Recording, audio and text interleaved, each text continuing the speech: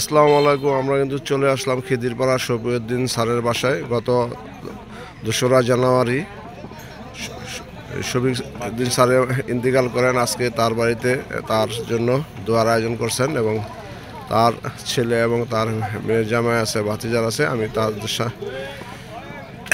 মুখে আমরা কিছু শুনতে চাই। ভাই আসসালামু আলাইকুম, ভালো আছেন ভাই? এই যে কিছুদিন আগে খিদিরপাড়া ইউনিয়নের যে সুযোগ্য এবং সন্তান এবং শ্রদ্ধেয় স্যার মারা গেছেন এবং তার জন্য আজকে দোয়ার আয়োজন হচ্ছে পরিবারের পক্ষ থেকে।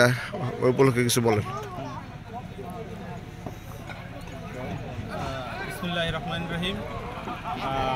গত 2 তারিখ আমার আব্বা হাজী শফিউদ্দিন মাস্টার সাহেব, তিনি দীর্ঘদিন খিদিরপাড়া স্কুলের হেডমাস্টার ছিলেন। তার রুহের মাগফিরাতের জন্য আজকে দোয়ার আয়োজন হয়েছে, সবাই দোয়া করবেন। ধন্যবাদ।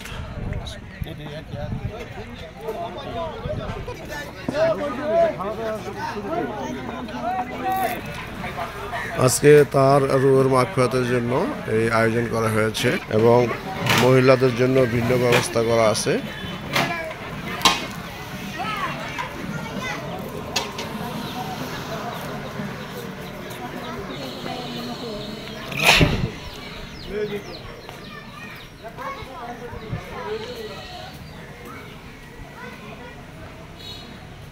এ হলো বাড়ির ভিতরে মহিলাদের জন্য